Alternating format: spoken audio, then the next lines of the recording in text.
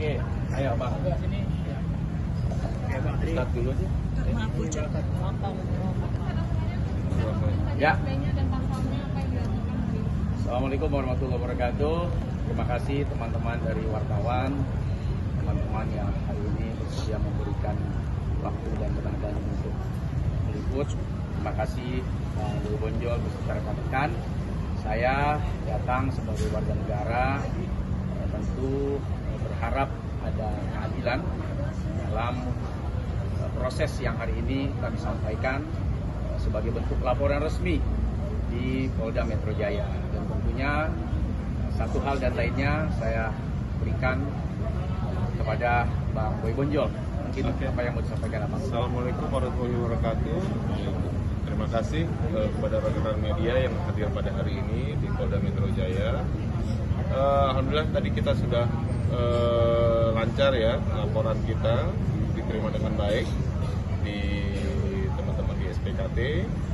Kita telah melaporkan akun-akun yang telah menyebarkan berita bohong, fitnah, yang ujung-ujungnya melakukan pencemaran nama baik daripada klien kami. Pasal yang kita laporkan, pasal 433 dan 434 KUHP yang baru ya, terkait pencemaran dan berita-berita bohong, hoax ya, dan fitnah terhadap klien kami.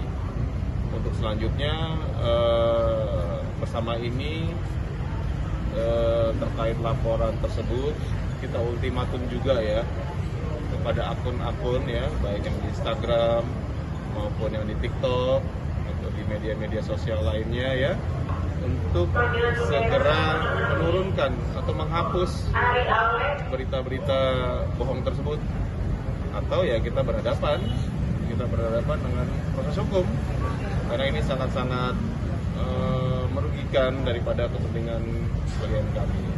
Jadi bagi yang merasa telah yang memiliki akun-akun yang menyebarkan berita-berita bohong tersebut, yang melakukan fitnah ya terhadap klien kami ya, itu segera diturunkan ya, atau dihapus ya, atau ya kita ketemu di sini ke proses hukum. Dan ini ini laporan pidana, tidak menutup kemungkinan juga gugatan perdata terhadap akun-akun tersebut, terhadap pemilik daripada akun-akun tersebut. Jadi kita menyikapi dengan sangat serius karena ini menyangkut nama baik daripada klien kami yang notabene seorang pendakwah. Jadi sudah kemana-mana. Jadi tidak hanya nama baik klien kami, tapi nama keluarga.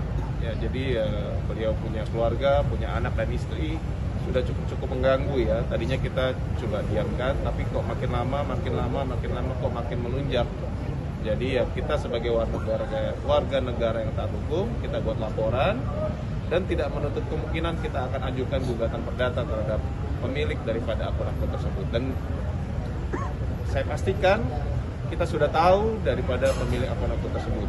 Tinggal bagaimana kita mengambil langkah-langkah hukumnya. Untuk saat ini kita buat laporan polisi terlebih dahulu.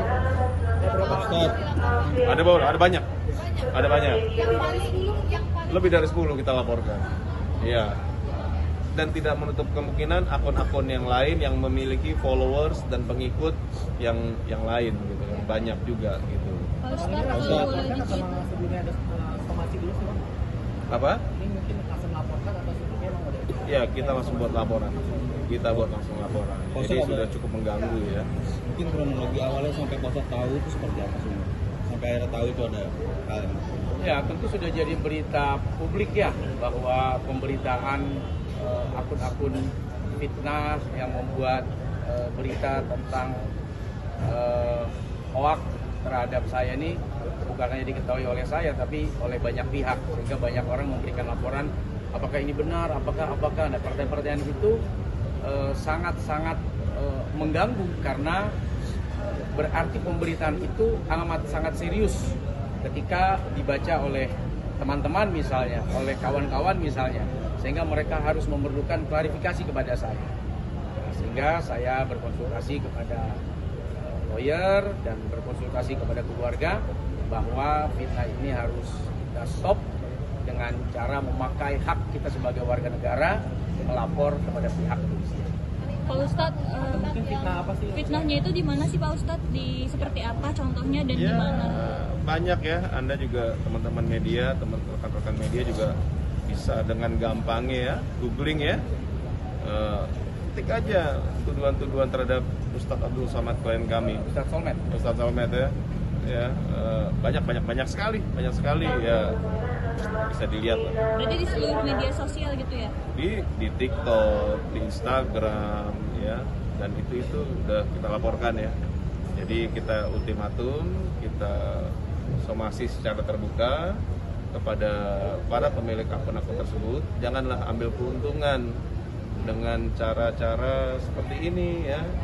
Ya kita paham lah, dengan berita-berita seperti ini mungkin followersnya jadi naik, ya pengikutnya jadi naik, yang melihat jadi banyak. Tapi jangan dengan cara-cara seperti ini ya. Ini zolim ya, fitnah. Bagaimana dengan keluarga kalian? Bagaimana dengan anak-anak kalian? Kalau ini kan ada jejak digital ya. Ini kan terus ya. Bagaimana nanti kalau nggak hilang kan nanti jadi fitnah nanti kan? Itu kan udah keji ya. Saleh Mahmud Munawir, ya, atau dikenal dengan Solmed, gitu kan? Bukan seperti yang diberitakan, yang kenyataannya yang diberitakan itu ya. Bahkan karena kan kalau tidak salah sudah tersiar tuh kabar siapa yang dimaksud atas inisial SAM ya.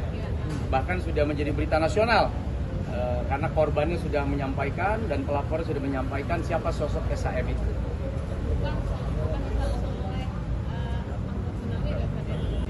Coba cari, kan ente kan berita nasional pasti ketemu. Ustaz, sempat ada job yang stuck nggak Ustaz dengan ada kejadian? Ya tentu nanti ini akan menjadi pokok materi yang bakalan kita sampaikan ke teman-teman penyidik ya. Dirugikan secara pekerjaan ya? Ya kita bicara soal nama saja kan itu sudah sangat-sangat dirugikan ya. Orang bertanya saja kan kasihan bahwa fitnah yang menyebar itu membuat orang merasa terganggu juga kan, sehingga terjadilah fitnah-fitnah keji atas berita-berita bohong yang dimuat oleh akun-akun yang harus kita minta pertanggungjawaban.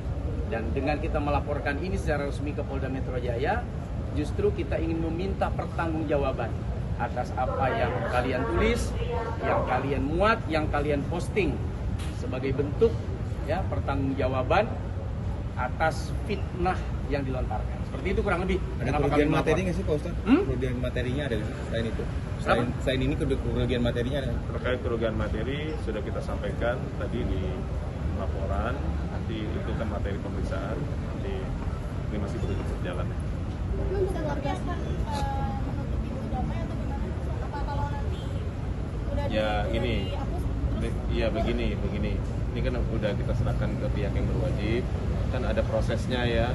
Nanti ada dipanggil para pihak. Nanti kita lihat. Ini kan baru tahap pertama nih. Nanti kita lihat berjalannya waktu. Yang pasti klien kami sebagai seorang pendakwa, dengan adanya fitnah seperti ini, dengan adanya pemberitaan yang tidak benar seperti ini, sangat-sangat merugikan.